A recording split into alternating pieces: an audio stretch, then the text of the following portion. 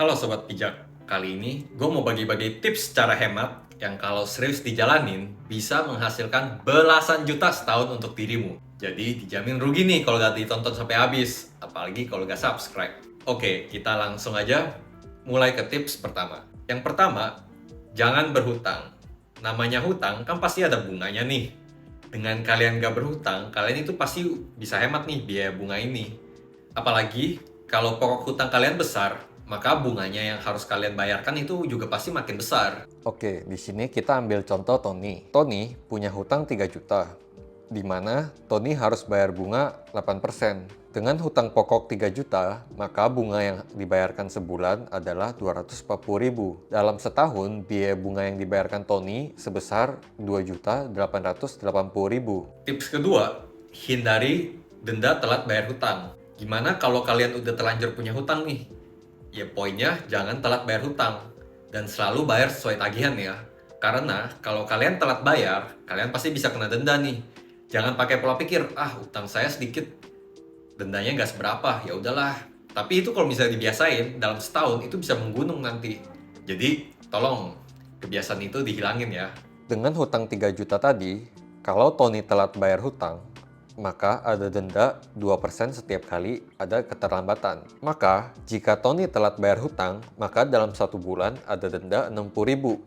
Jika disetahunkan, maka bisa senilai 720.000. Bayangin nih, 720.000 kalian melayang begitu aja karena kalian anggap remeh, sebulan hanya denda 60.000. Tips ketiga, bawa air sendiri.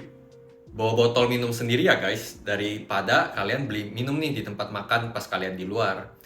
Kalian bisa bawa air sendiri, selain mengurangi sampah lingkungan, juga bisa nih berhemat, gak perlu beli air. Ya sesekali boleh lah kalau misalnya mau minum yang enak-enak kan, tapi tetap mayoritas bawa air sendiri. Tony dalam sehari membeli air minum sebesar 7.000. Sehari 7.000, jika disebulankan dikali 30, maka bisa mencapai 210.000. Jika disetahunkan, maka bisa mencapai 2.520.000. Tips keempat, itu kuota internet. Kalau misalnya ada wifi gratis, mau nonton video YouTube gitu, itu di-downloadin dulu aja. Atau misal, update aplikasi. Paling haram nih pakai kuota internet sendiri. Sekarang update satu aplikasi aja bisa 250 mega sendiri. Jadi kalau misalnya ada wifi gratis gitu, itu manfaatin aja.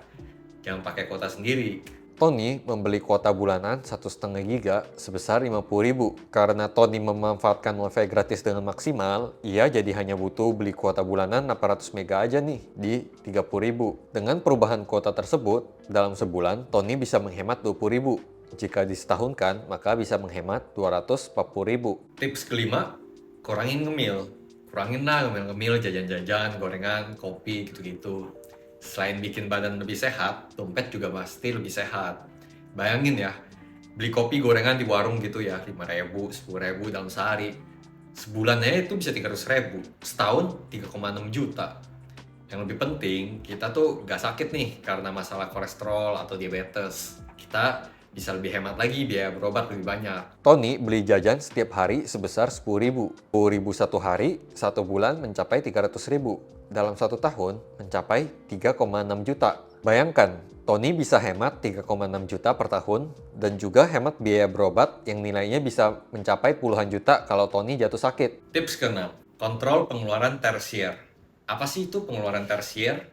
Pengeluaran yang di luar kebutuhan untuk bertahan hidup. Seringnya sih ini untuk kebutuhan rekreasi, kayak top up game, atau enggak berlangganan Netflix, Hotstar, video, dan lain-lain di 10 aplikasi yang berbeda. Pengeluaran tersier ini tuh emang bikin seneng, tapi bikin kita sakit. Dalam hal ini dompet kita nih yang sakit. Karena kita harus maksa top up diamond, jadi ya play fun aja lah, kita main yang gratis-gratis aja gitu. Tony karena butuh hiburan, suka main game dan juga suka top up diamond. Di sini, biaya top up bulanan Tony 132.000 per bulan. Dalam setahun bisa mencapai 1.584.000. Bayangkan gak kerasa dalam setahun untuk kebutuhan pergamingan, Tony bisa berhemat 1.584.000. Tips ketujuh, perhatikan biaya transfer antar bank. Biaya transfer antar bank itu kan sekarang 2.500 sampai ada yang 6.500. Itu kalau misalnya kalian sering gak kerasa, itu bisa ratusan ribu loh. Sebisa mungkin pakailah bank yang ada promo untuk bebas transfer gitu. Sekarang banyak kok bank-bank digital yang bisa bikin kita hemat biaya transfer gituan. Tony dalam sebulan bisa melakukan transaksi transfer 15 kali dengan biaya rata-rata 4.500. Berarti dalam sebulan bisa mencapai 67.500. Dan dalam setahun bisa mencapai 810.000. Gak kerasa ternyata transfer-transfer antar bank ini bisa menyita hingga 810.000 dalam setahun. Kan lebih baik dipakai untuk hal yang lain.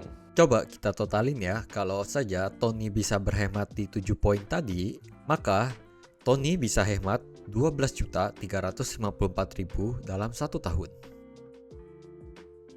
Nah, jadi dicoba aja ya 7 tips ini. Kalau misalnya kalian praktekin dan disiplin ikutin, pasti dalam bulan pertama itu udah kelihatan hasilnya. Dan dalam setahun bisa hemat tuh belasan juta. Gila gak tuh? Nah, sekarang request dong mau konten apa lagi yang kita bahas. Komen ya di bawah. Jangan lupa like, subscribe, dan share ya ke teman-teman kalian. Oke, see you on the next video.